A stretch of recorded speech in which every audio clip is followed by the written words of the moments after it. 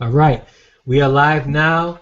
Dad Talk Tuesdays. I want to thank you guys so much for watching. Whether you're watching live or you decided to watch this video through YouTube. Again, thank you guys so much for watching. This is going to be a very interesting topic, very touchy topic as well, because first let me just say this: this show is all about dads, and it's called Dad Talk Tuesdays for a reason. We invite fathers to come on the show and talk about real issues that fathers face. From, again, like we're talking about today, child support, um, visitation, activities, finances, things like that, emotional issues. We're going to be talking about everything, any and everything, sex, marriage, all that, because um, our goal with the Sad Talk Tuesdays is to help dads out there, just help them any way we can, any way we can. It's not easy being a dad, and it's not easy being well, it's not easy being a dad. Period. Whether you're a single father with custody of the kids or a non-custodial dad, it's not easy. But I tell you, um, when you look at your kids and you you see them, man, you watch them grow, and you have that opportunity to be there for them in that way.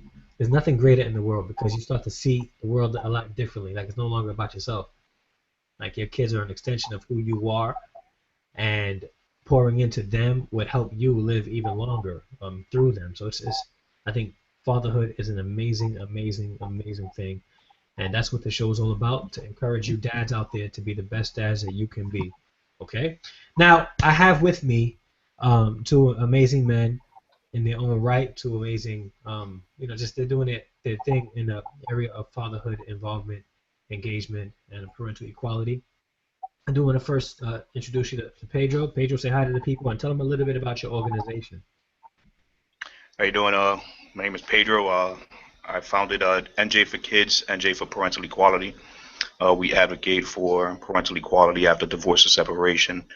We we raise awareness on how family court operates and also the engagement of parent and child. All right. And we have Corey, and you're from Pedro's from New Jersey, so he's not far from me in Staten Island. And we have Corey from Rochester, New York. Rochester, Corey, tell him a little bit about yourself and your organization. All right, how's everybody doing? Okay, my name is Corey Lamar Tanksley. I am an author of the book Be Boy the Man, and my organization is called the Father Son Initiative, and our aim is to end fatherless homes in our community Mm. for once and for all. We want to take a holistic approach and a different approach from what has been tried traditionally, and obviously has failed. Rochester, New York has a crazy violence and poverty rates, and it all stems from fatherless homes, which is a lot of factors that contribute to that, and that's what we want to try to attack. I had a chance to live in Rochester for a while, and I was there when uh, Duffy was the chief of police out there. That's Hmm. how long ago I was out there, and I had an opportunity to speak to him. Um, I wanted to talk to. Oh, at first, I tried to call the mayor out there, but the mayor wasn't trying to listen to me at all about anything.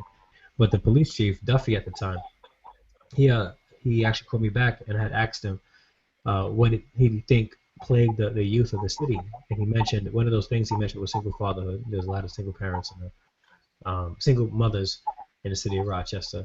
He also mentioned latchkey kids and the dropout rate, which was actually pretty high in the actually at the time the dropout rate for high school students in was the highest in Rochester and all of New York State. So yeah, Rochester has a lot of work to do. So well, we're gonna do amazing things out there, man.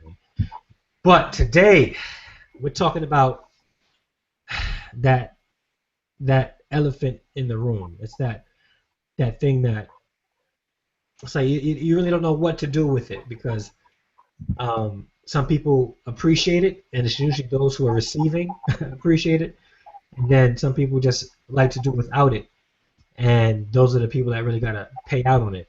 But this topic today is child support. Should it be mandated? Do you find that it helps? Does it hurt people? And we're going to talk about that today.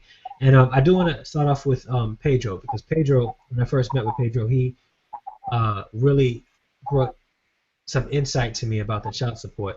Like I said, I come from a different background as far as this, well, a different arena because I'm a single parent with custody of my kids, and their mother's mandated to pay me child support. So I'm going to let Pedro speak about this and share with you guys a little bit about the child support system, how it works, and just go ahead, Pedro. Let him know. All right. The child support system started as taxpayers' dollars were paying for welfare and housing and so on when the father usually abandoned the family. So a lot of the responsibility was left on the single mom.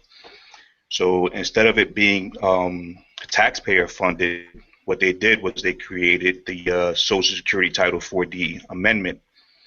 And with that amendment, child support is matched by the federal government 66 cents per dollar.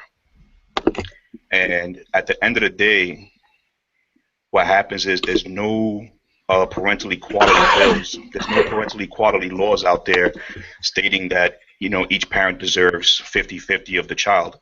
And the reason being is how that Social Security Title 4D is.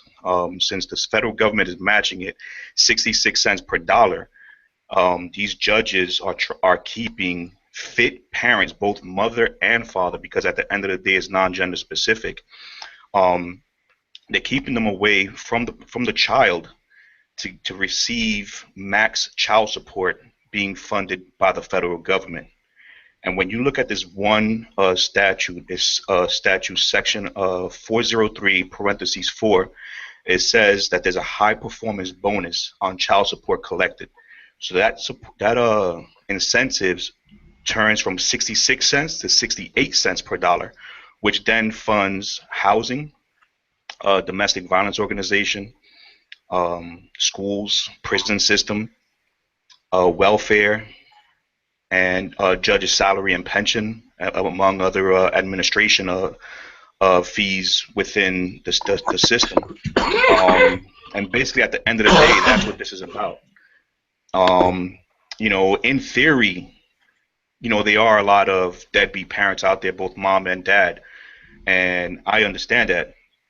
But when it comes to parents who are trying to be there for their kid, there's nothing out there. And it's like the harder you fight, the more that the system is going to fight you back because they want to keep that standard. Because at the end of the day, if a state doesn't receive a certain, let's call it a quota, they could be taken off that Title 4D funding. So they need to make sure that they get that. Wow. Yep. And here in New Jersey is NJSA 45:30B-74, which is a uncollected child support statute. Basically, the arrears that's not paid, the federal government matches that, and it funds the Judiciary Committee, which is their salary and pension. So now you're giving the judge's discretion to give any non-custodial parent 50-50 or just more increased time, and these judges won't do it because now it's going to affect their salary and pension. So there's a conflict of interest between the state, the judges, against the non-custodial parent and the child. So you're saying so there's a connection between the child support and even the visitation. Yeah, because the less time you spend with the child, the more child support you're paying. So every sleepover you get, your child support decreases because now you need to provide for that child, and the state doesn't want that. Wow. It's a conflict of interest. Wow. There's been economists out there showing that these numbers that they're asking for are just astronomical. They're disgusting at the end of the day, because what it's doing is forcing a lot of these parents to become homeless at the end of the day. They can't afford their own rent, car insurance, food, and so on. And at the end of the day, at times what it does create a deadbeat parent, because now a parent is going to choose between either providing for themselves or providing for their kid and themselves. You know what I'm Yeah. saying? So they're gonna So go at quit that their point, job. What was that? at that point, it's like, well, what am I going to do? Right, What else is there? You know. right.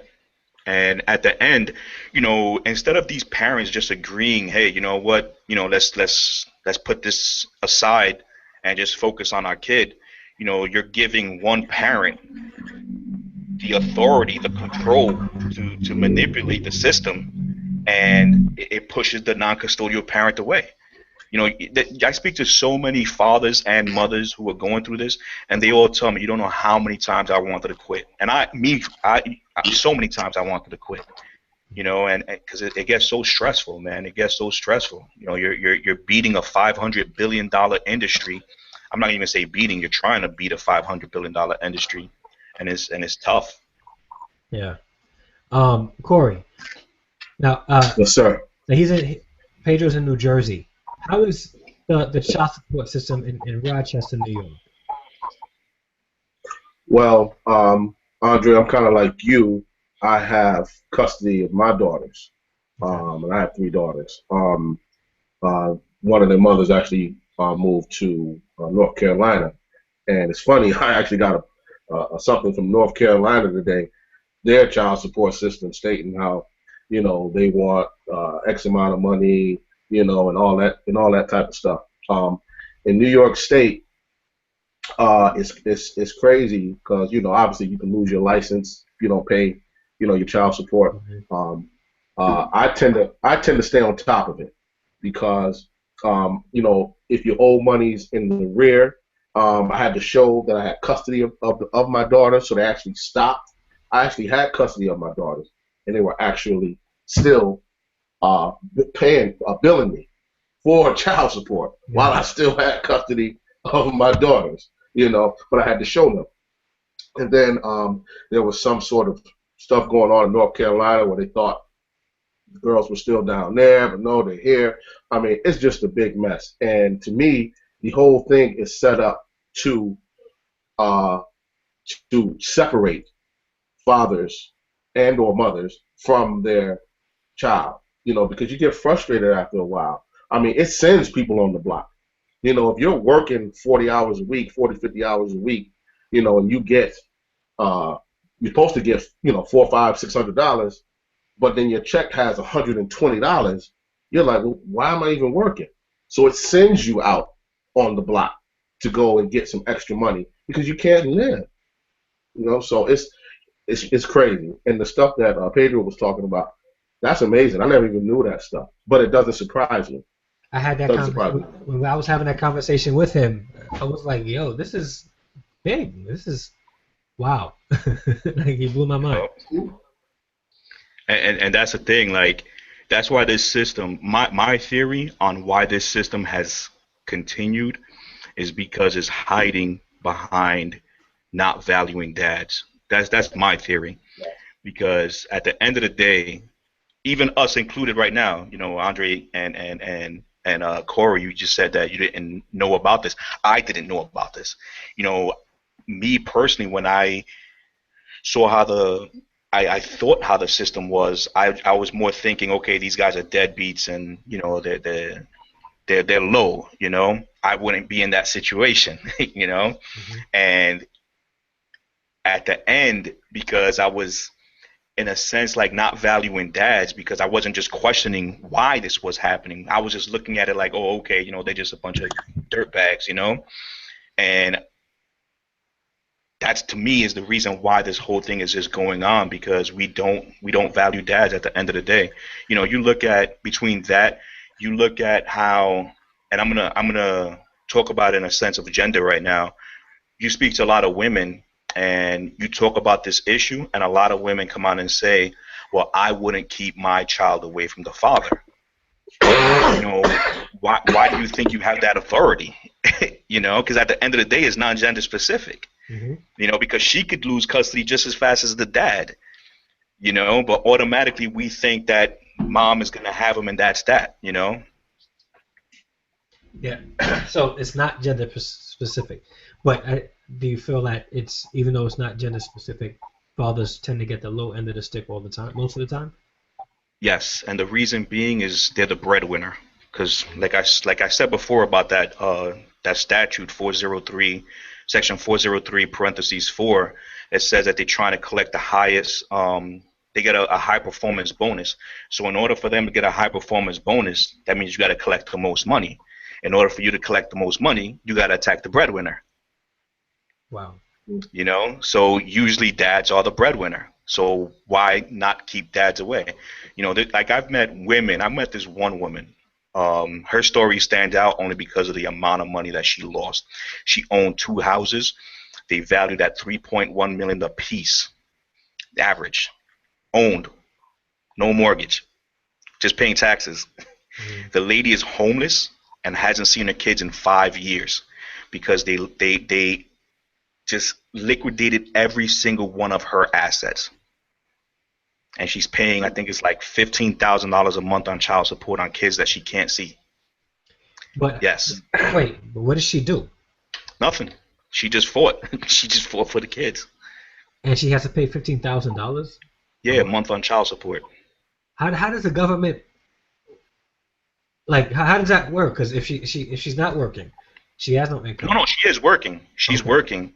Yeah. She's working. She's just homeless. She's living in her family's home. She doesn't have her own residence. You know, she had these 2 houses and she has no house anymore. Mm-hmm. So she had to sell the house and then pay. No, they took her house to pay legal fees with all her furniture inside, her clothes and everything inside. Whatever that was in there was sold. Mm-hmm. So to pay legal fees. Money. And she made the most money out of that. Wow. That's. Yep. Wow. But how does it work if the person who makes more money wind up with custody of the kids? And sometimes, you know, they're going to get a better lawyer. And I'm not even say a better lawyer because there's been a lot of theories. And also, if you watch the movie Divorce Corp, they had lawyers and private investigators talking how there's a lot of under the table deals happening in family court. You know, so you're assuming that your legal fees, especially paying $1,000 retainer, let's say, or $5,000 retainer, an hour retainer on a lawyer, some of that money is going to go to these judges. You know, a judge's salary, I think, is like $125,000, $150,000 a year. How does he have $1 million mansion, driving a Maserati, both kids in college? You know, like how does that happen? And we talked about this before. Corey, I'm not sure how it is up there and how the family court is up there. But these lawyers, you know, they're friends. They know each other. You know, after the day, they probably go to the bar and have a few drinks together. And I'm not sure if they talk about each other's cases, but they all know each other. You know, how do you? What's the relationship between the lawyers out in Rochester? Like, let's say if you had a lawyer, what's the likelihood of the lawyer that's representing you knowing and having a chummy relationship with the lawyer representing an ex or the mother, the child? It's all connected. It's all connected. I mean, everything about the whole judicial system is all connected. If the criminal system, you know, the crimes that we may commit or whatever, it all fuels the whole thing. I mean, if you go into court sometimes and you look and you see everybody's all from the bailiff to the judge to the stenographer to the to the lawyers, you know, they all know each other. They all know each other. They're all very chummy. And again, we're the ones that are paying we're the one paying the price because of how this system is set up. You know, so again, what Pedro was talking about does not surprise me. It actually shocks me. And the $3.1 million houses, 2 of them gone. That's insane. That I can't even imagine that. I can't even imagine that. You know, but again, it's that prison, it's that school to pipeline prison system that is set up, and again, it's brutal. It's really brutal. I do want to shout out a good friend of mine that's watching, Tamika Williams. How you doing? Thank you for watching. All right. If you have any question, let me know, and we can talk about whatever you want to talk about. Now, let's get into the matter at hand. Child support. Should it be mandated? All right, that's the bomb. I threw it out there. Boom. Let's talk about it. Should child support be mandated from the non-custodial parent? It depends on how things are.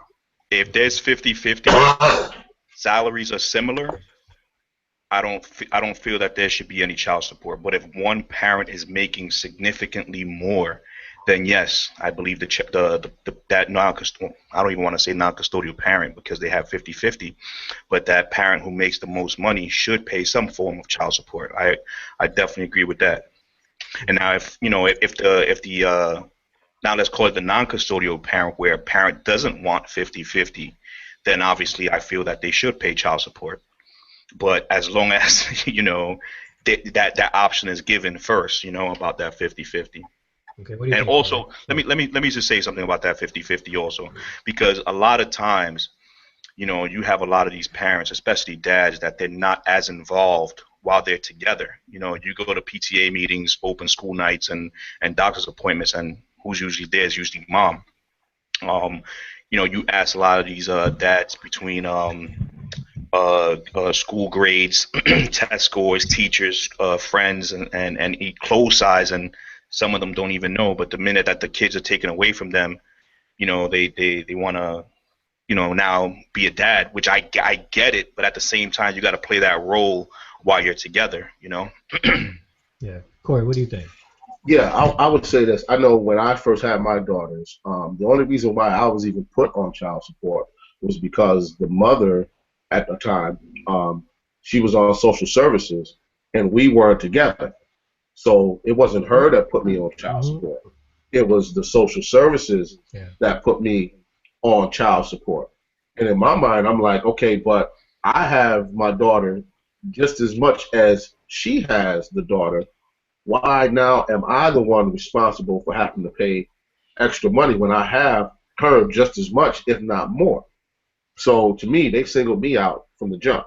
So, but to me, I wish they would take it out of the court's hand. They need to be supervised, need to be uh, redone and reimagined. Because if if if the father or the mother, for example, can't make a livable wage off of the money that they have to give to the child, is crazy.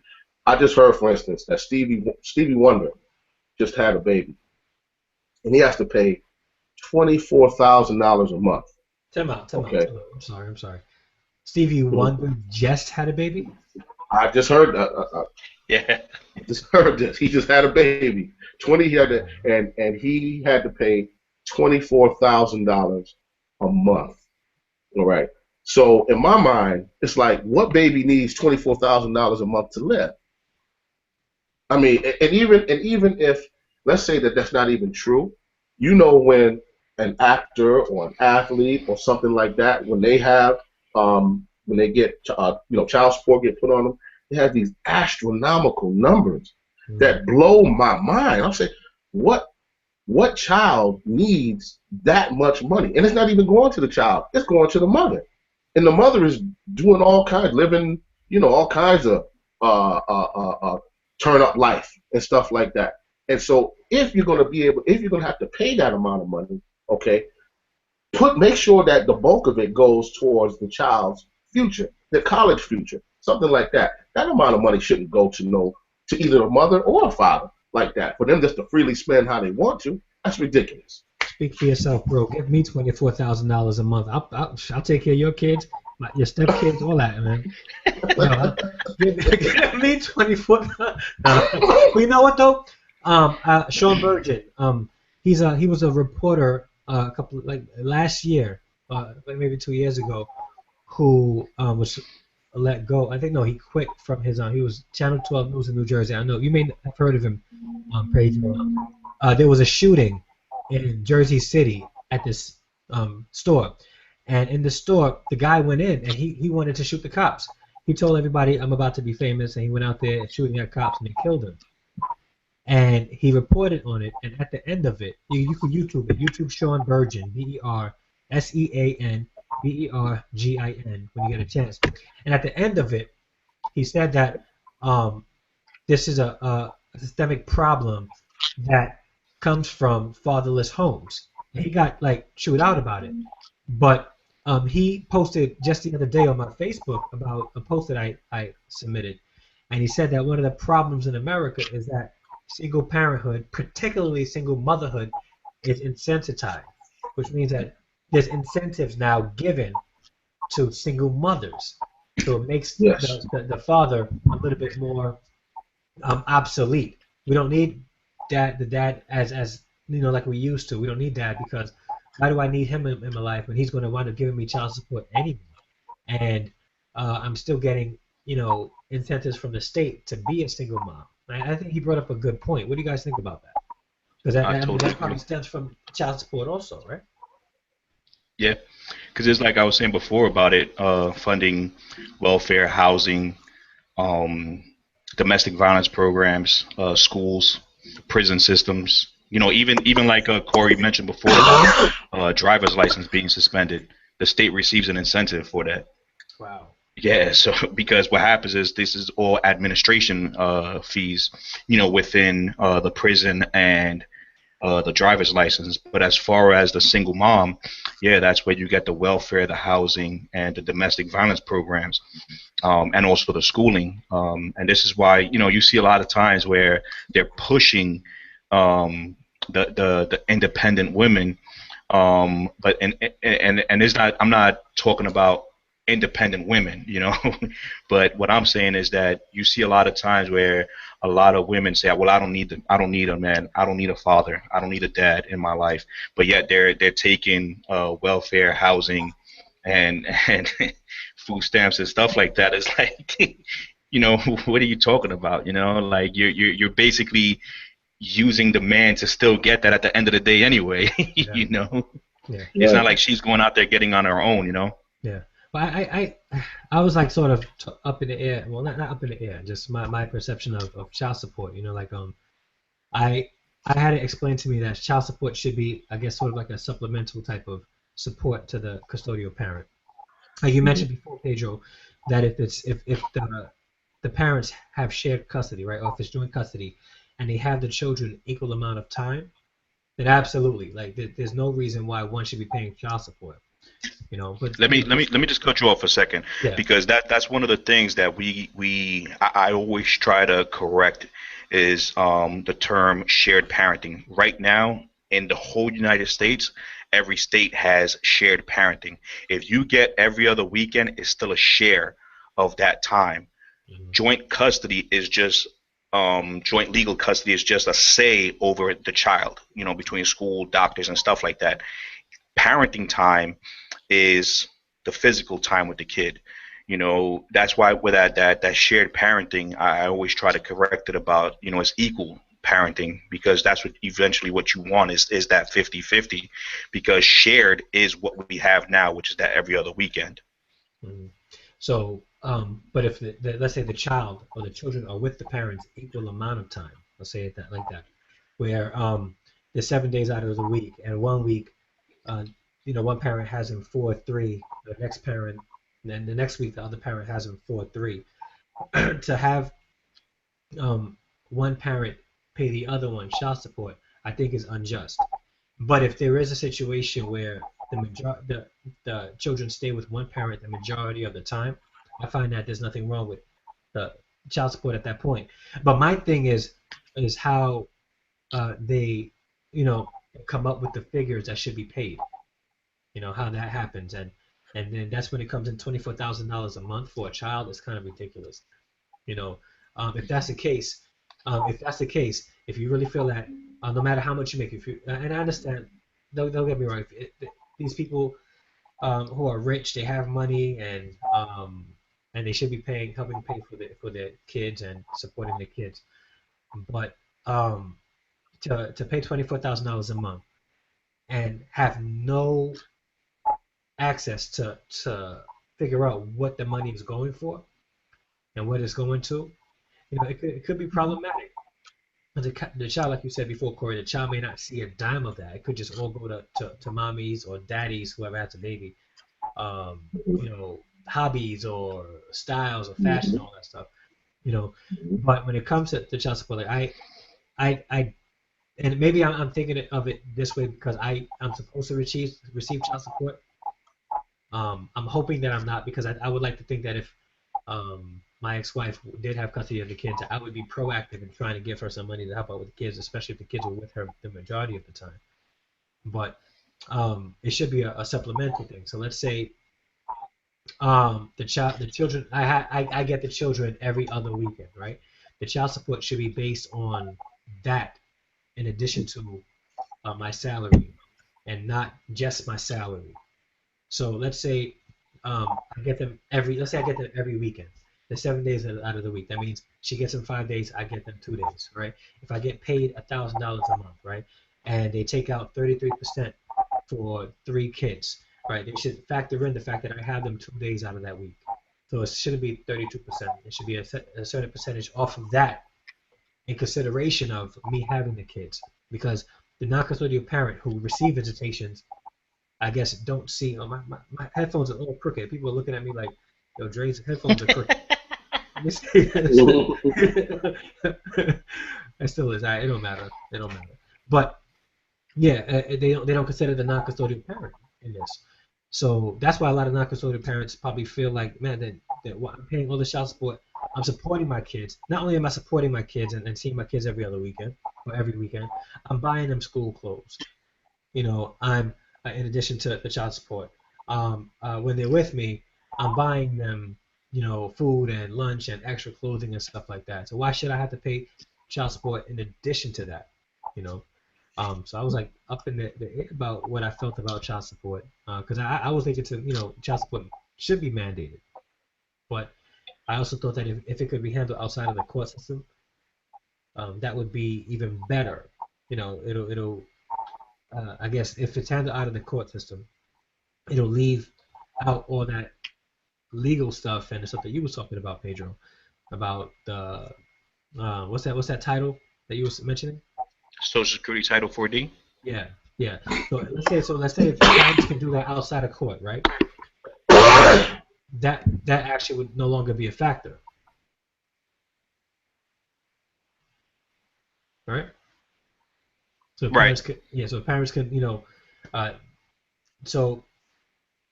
so you would recommend parents to try to handle it outside of the court if they could. Yep. But what if they can't? If they could. What if they can't? What if the father, the non-custodial parent, is like, I'm not giving you a dime. I'm not helping at all. I'm gonna get my kids every weekend, and I'm still not giving you a dime. Like, what do you say to parents like that? See, the thing is that even being a parent on the weekends, and I'm not judging, but a lot of times on the weekends, what a lot of parents do is they hang out. Every time it's going to be an event. You can't parent a child by having them only on the weekend. You have to do the homework. Waking them up to go to school and stuff like that. That's where you become an authoritative figure parent instead of a permissive parent. And so in that sense, I don't see it as beneficial for the child. But it also depends on work schedules and stuff like that too. But as far as the child support, me personally, if there's a 50-50, and the salaries are similar, I don't feel that there should be a child support order. But if one parent, let's say the custodial parent, well, I'm not even going to say custodial, because at that point on 50-50, there won't be any custodial, non-custodial. But let's say parent A makes $35,000 a year, while parent B makes $80,000 a year. These are two different lifestyles that the child is going to be going from, to and from. One side, they might have a boat, they might have 8 cars or something like that, then going back to living in a 2-bedroom apartment instead of, a single family home with a backyard and swimming pool. You know what I'm saying? Like, that's the things that we also got to look at, Yeah. Yeah, Corey, what do you think? Yeah, this is what I think. First of all, we have to teach our young men and women to stop having children with unreasonable people. I think that's the crux of the issue. if you, to me, if me and a woman have a child together and we're both of reasonable, sound mind, we shouldn't have to involve anybody when it comes to our child. That's our business, and so we should be able to come up with some sort of way, depending on if she make more money or if I make more money or whatever the case is. But oftentimes, people are so they either hurt, and so they use the courts to take it out on the custodial parent. Oh, I'm going to get you. I'm going to call child support on you and all this type of stuff or whatever. So in my mind, before you even get to there, if you're a young person, if you don't have any children, take your time before you even have it or get married. Take your time before you even get married to that point. Make sure that you have a reasonable person that you're dealing with, because once you hurt somebody and you're in love with them and they either cheat on you or you cheat on them or whatever the case is, all the gloves are off. We all know that the gloves is off and they're coming for your throat. So that would be my. And the other thing is that there should be some neutrality in the people that are judging. Okay, well, if you do have to take it to a court, there should be some neutrality in the judge, the system, or whatever that's handing out. Okay, well, this person has to pay this, or this person has to pay that. Like Pedro was saying before, if a lot of that stuff is based on their salary or something like that, the more they get, the more it should be taken out of their hands. There should be another way to fund it, another way to come up with, whatever the proper amount that should be paid. Yeah, and I think one of the things that's tough to do is to even try to instill that value as far as watch who you have kids with, because I don't know, you know what it is? Like, we live in a society where it's overly sexualized, and sex is now an appropriate recreational activity, and people don't think about the consequences after that kind of recreation. Like, this kind of recreation, you don't just get in shape. There's a possibility of 9 months later you having a baby. So people, they like for guys, for instance, we'll look at a lady and she looks bad, like she got a body and all that, and all you want to do is just experience that physical contact with her, and not thinking that one moment of physical contact could lead to a lifetime of just not the greatest interaction, because now you guys have a baby together. So it's tough to regulate that, especially in today's society. But child support, does it help or does it hurt? Because I grew up without my father, and one of the reasons he spoke to me on was that he mentioned before that and he, this is like not to downgrade the type of person he is. Like, he's he's not like a wretch of a man. I'm not going to say that. But a lot of men out there would stop working, right? Because they feel like, I can't live paying child support if I have to. I can't live on my own if I have to pay child support, like you said. You can get paid $600 a week and only see $160 of it. How do you live off of that? And most dads would just work off the books, but at the same time, they'll not see their kids, and the kids aren't getting anything either to help support them. So, does child support help or does it hurt? In theory, it helps.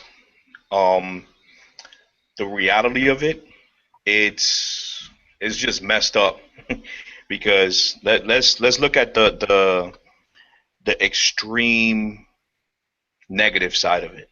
There's only been one research on men's suicide back in 2001, and the name of the doctor is Dr. Augustine Capasoa. He was at University of California. He did a research on men's suicide. He said that men are 2.4 times more than likely to commit suicide than their married counterparts while dealing with family court. When they did the numbers, that same 2001 30,000 people committed suicide. Out of those 30,000 people, 22,500 were men. Out of that 22,500, 14,850 were associated with family court. What does that tell you about that system? Yeah. It's deep. That's deep. And piggybacking off of that, if you look up the statistics as far as fatherless homes are concerned, children who come out of fatherless homes, they're most likely to commit suicide as well. It's so many statistics with fatherless homes. So to me, if child support and the execution of it and how it is in the context of how we live, like you said, in theory, but how it is in actual, day to day or whatever, if it's going to alienate the father from the child, all right, and then what's the use of money? Can't replace a man, or money can't replace a woman, especially if they're your mother or they're your father. I didn't grow up without my father either. My mother didn't get any child support from him or whatever. As we got older, now he and I are really cool. He asked for forgiveness, and I gave it to him and all that. But you got to think, how many children are growing up angry because of the no father and they're growing up angry. Here in Rochester, the high school dropout rate of Black and Latino men is #1 in the country. It's really, and all that stems from either the mother and the father can't get along, or fatherless homes, or child support and this and that, and I ain't gonna do that. Then the father will take it out on the mother, or you'll say, well, okay, well, I'm not gonna be around this child. Is he even mine? And then that puts all kinds of craziness in the child's head. So if the execution of it isn't different, I think it may do more harm than good. So how? And I think, yeah. Let me just say this, because I agree with what he's saying. But the one part that is the biggest problem is the incentives, because I think once you take that out, the system will be, I'm not going to say perfect, but it would work. In theory, it would work. Just as long as, because also what happens with these cases is, like we talked about before, how lawyers, they work together, with the judges. Also, these court-appointed doctors do the same thing, where they either hide abuse, or they create abuse against one parent or the other. Like, these are the things that happen in family court, and is just messing with people's lives, messing with, at the end it wind up affecting the child. Mm-hmm. So where could we where could we go from here? Like, if we had a say in what happens in child support, right? How would it look to you if you could describe the perfect situation with two parents who aren't together anymore, that's got to take care of their kids? What would you describe as the perfect financial situation that would benefit the child? Corey, we'll start with you. Well, I think a lot of that. Well, first of all, there's a lot of variables that you have to take into account. First of all, you have to ask, okay, well, how much is who's making more? Is it the mother making more? Is it the father making more? How much of that money is going towards the child's future? How much of that money does the mother have access to, or if it's vice versa? So you really have to ask. It's almost like they should go into counseling. It's almost like those two adults should go into some sort of counseling, aside from the court, to see if they can come up with something. Matter of fact, that's what I would do. I would mandate, before you even come to the court, let's set up some sort of counseling to see if the mother and the father can come to some sort of agreement that works for everybody. 2 weeks, a month, or whatever the case is. If that can't be the case, then unfortunately you may have to take it to court. But to me, there's so much litigation, and the courts are so involved. And like Pedro was saying, they're making money off of it. If that part is out, I think we would get to the crux of the matter, and really, to me, the most important part about it is the child. It's the child that's really missing out. So that would be my thing. That's what I would say. What about you, Pedro? Um, And you're in the thick of it. So let's say you're a legislator and you don't have an issue with like try to remove yourself from the situation. And I know it's tough because I follow your post and you're one brother that's into his son, and you're not even afraid to let your emotions show and even cry over the hardships that you're facing with your son and not being able to see your child and having to pay child support, not being able to even support yourself, and still not being able to see your son. How would you describe a perfect situation between two parents who aren't together anymore that would benefit the child financially? like I said earlier, 50-50 being the standard. Whoever's making the most money, obviously, I think that they should pay some form of child support. And that's pretty much it. But let me just kind of like twist this in a sense. If we was to be talking about like what would be the perfect system or to reform the system, I don't know if that was one of your questions. Yeah, pretty much. Oh, okay. Yeah. Like if you could reform the system, if I could reform the system, how would it look? How would it look? Number one, it would not fall down to judges' discretion. That's number one. Number two, I would remove all the incentives. Number three, would have a jury. Number four, um, would be, I already said the incentives, no judge's discretion, jury. I think those are the three big problems. And yeah, I think that would be it. Yeah, the idea that these people are getting incentives, you know, um, it's tough because we're concerned about our kids, right?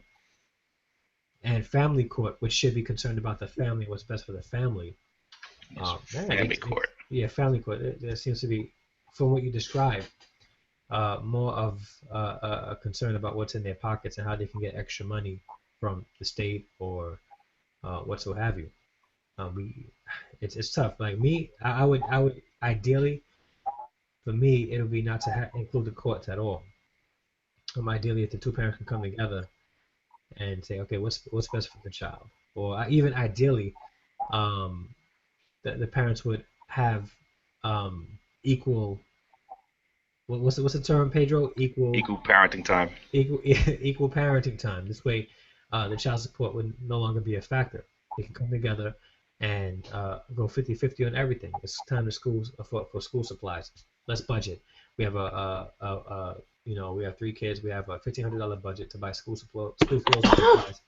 You pay $750. I pay $750 of that, and we keep it moving.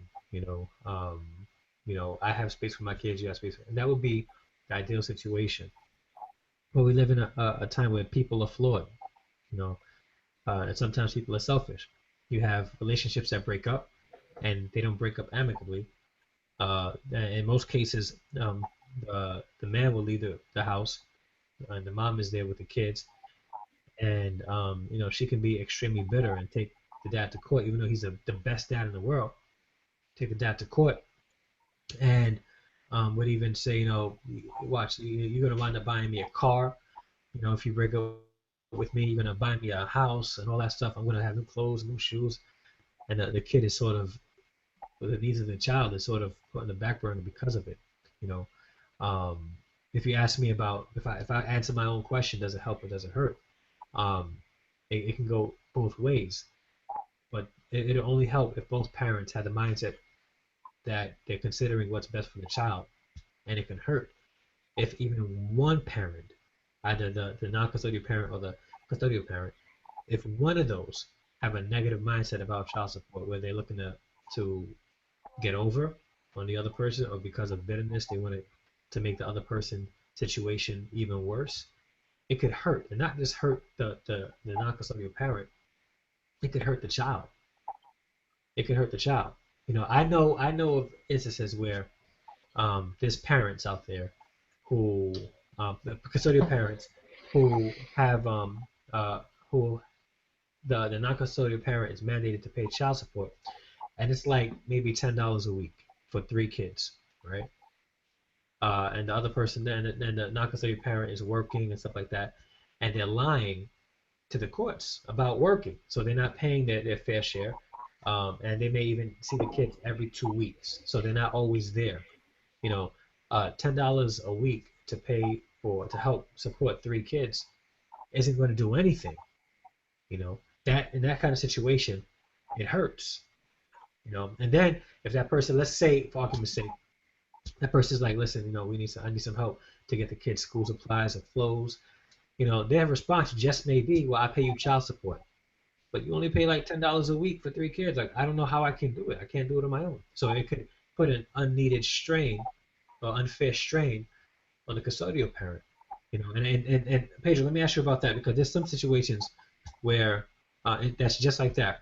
The non-custodial parent gets over on the system, pays next to nothing, for multiple kids, and the custodial parent is now forced to bear most of the financial weight of the kids, and the other parent still gets visitation.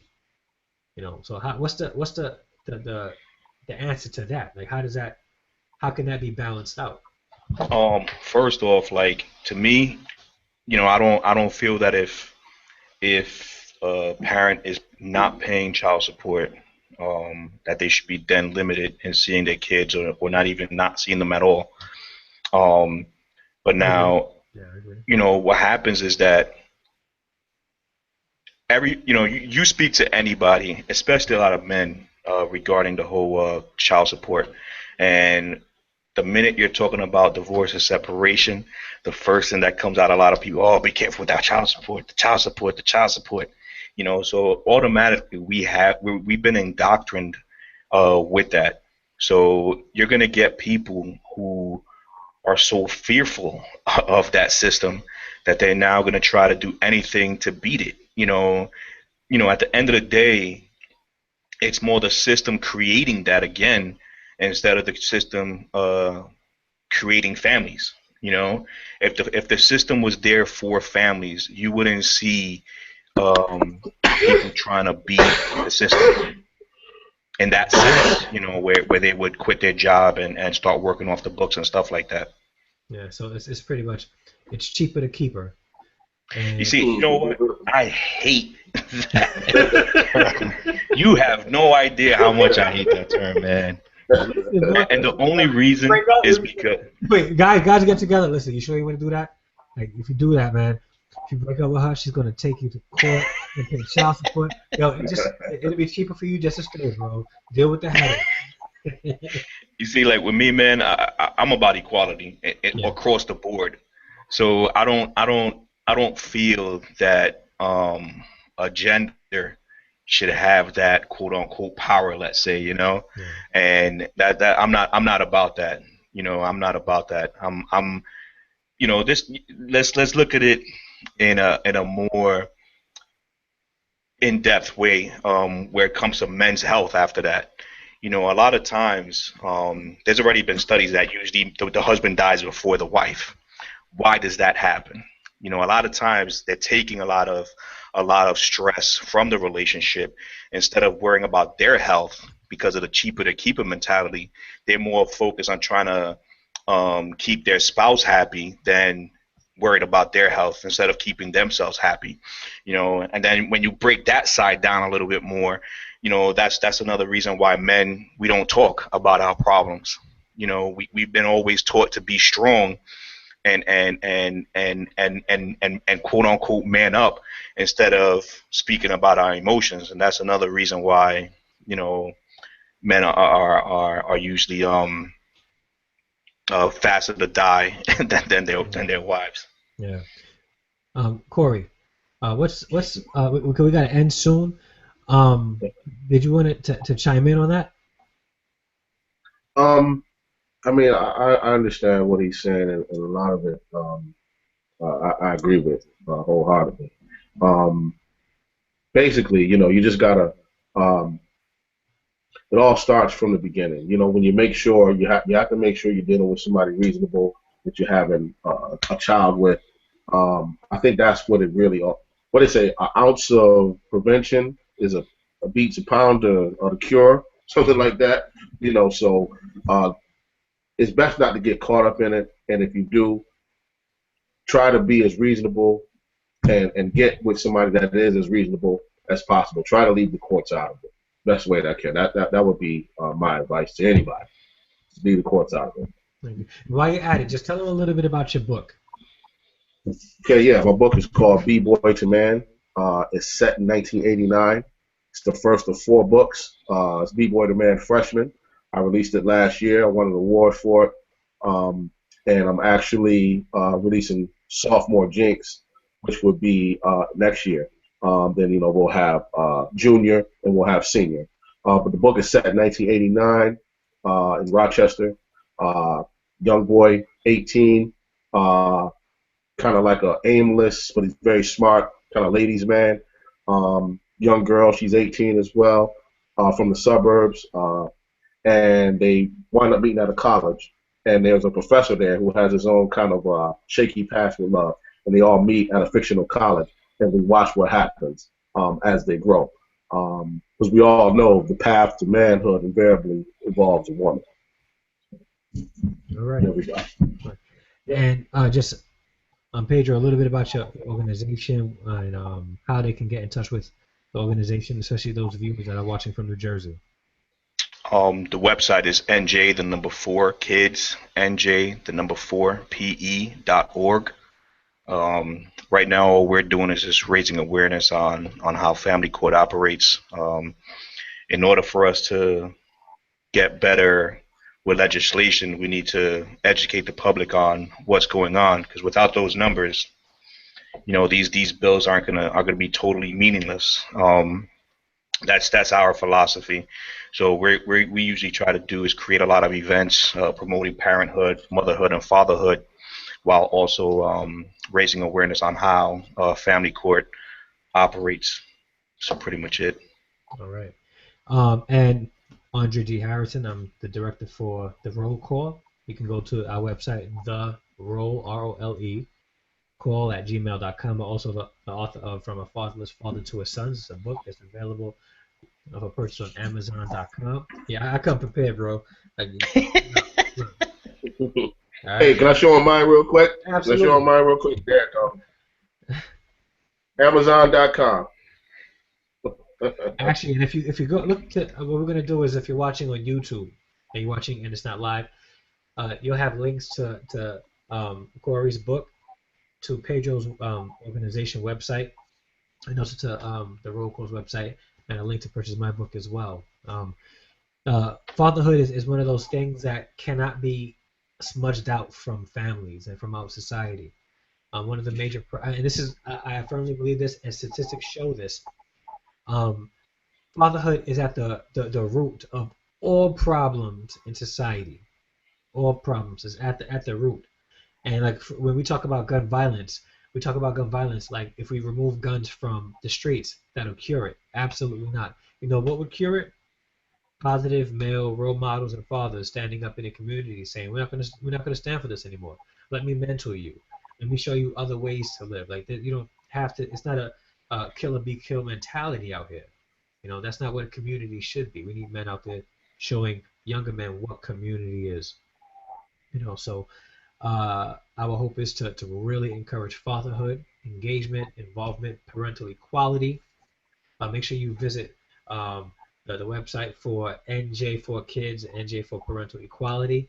Make sure you pick up Corey's book on Amazon.com. Visit the Roll Call's website. And if you don't have a fatherhood program in your organization or even in your community and you would like to see a fatherhood program started, reach out to one of us and we'll help you guys out, because it really is a problem that is so big, that's so vast that people don't see it anymore. It's not like a problem anymore. It's normal for parents, for homes to have not to have a father, or it's normal for fathers not to be as involved in the kid's life. And but it's not normal. It's not how it's supposed to be, and we should accept that as normal activity and behavior in our society. So let's stand up and let's kill this snake of fatherlessness in our communities. All right. Any final words, my brothers? Uh, Thank you for the opportunity, Andre. I love what you're doing. Again, I'm also doing the Father Son Initiative here in Rochester, New York. Look me up on Facebook, Lamar Tanksley, if you want any information on that. And yeah, just I appreciate the divine. I appreciate it. All right, Pedro. Yeah, now I feel like writing a book. Do it. Do it. Get it done. Get it done. You got it. You got to do No, it. I'm not a good writer, man. Yeah. You speak well though, bro. Like you have a nice, voice. I think people say that they're not a writer at first, but when you start putting your ideas on paper, it's like it's therapeutic. No, you know what's funny is that when I was younger, I used to write music and I used to write songs, and then all of a sudden I just stopped. Yeah. And now, speaking has kind of in a sense like took over. But that was only because, growing up, you're always taught as a boy to not cry, not, showing emotions and stuff like that. So all my emotions was just on paper. But the older I got, I was able to speak how I felt, Mhm. Especially now with my kid, Pedro, forget about it, man. Whew. Yeah. Pedro, let me jump in real quick. A lot of this information needs to be in the book, so write it, please. Write it. You need to all this information. I didn't know about it. Andre didn't know about it. Sit down. I'll help you organize it. I'm quite sure Andre will too. And we know ways to get it published for next to nothing. So people need to know this information that you have. So my advice: write a book. Cool. Thanks. Yeah, and I think the consensus, I guess, after this talk is child support could be a benefit if it's used for the right reason. So if you're watching this and you're receiving child support, consider your child and don't consider yourself. If you're watching this and you have to pay child support, again, consider your child. Um, and I guess it's hard to say not yourself because they're taking all your money out of your check to pay for the child support. But remember that your legacy is your children, and the most important thing about family is pouring into the generations behind. So whether you are a single mother, please don't use child support as a means to hurt the father, or if you're a non-custodial parent, don't use child support as a means to hurt the I'm sorry, if you're a custodial parent, don't use child support as a means to hurt the non-custodial parent. And if you are a non-custodial parent, don't just escape out of your child's life because of the child support. Your child needs you regardless. Okay? So my recommendation is that no matter what, you continue to fight for your kids and always be there for them. All right? This is Dad Talk Tuesdays. We're going to be doing a part 2 2 weeks from today. That's 2 weeks from today. Let me get that date for you. That's going to be on the 27th, Tuesday the 27th, same time, 9 p.m. Eastern Standard Time. This part 2 will be featuring some of the people that work with child support, the HRA in New York City, and they're going to be talking about because they recognize that there's a problem with the child support, and many times and the unfairness behind it, and they're working to regulate it so that it's not one-sided anymore. That it's an equal opportunity for both parents to pay their part and play their role in the life of the child, whether through child support and finances, that it won't break and hurt the other parent. And I'm not sure if you guys know this, there are organizations out there that will help parents who are back and behind in child support. There's so much, so you guys got to utilize Google and find these things out. And you can go on our websites. I'm not sure if you have any resources on your website, Pedro, but the roll call, if you go into resources, we have links to organizations that would help with arrears and stuff like that. So do your homework and never let child support um, be that one thing. They say the love of money is the root of all evil, and child support could be the root that really breaks a child's future. Don't let that happen. All right, guys. All right. We're done. Thank you guys so much for being a part of this Dad Talk Tuesdays. All right. Thanks for having us. Thank you. Thank All you. right. And we'll all be in touch soon. All right. All right. All right. All right. Everybody, thank you guys so much for watching. Have a good night. God bless.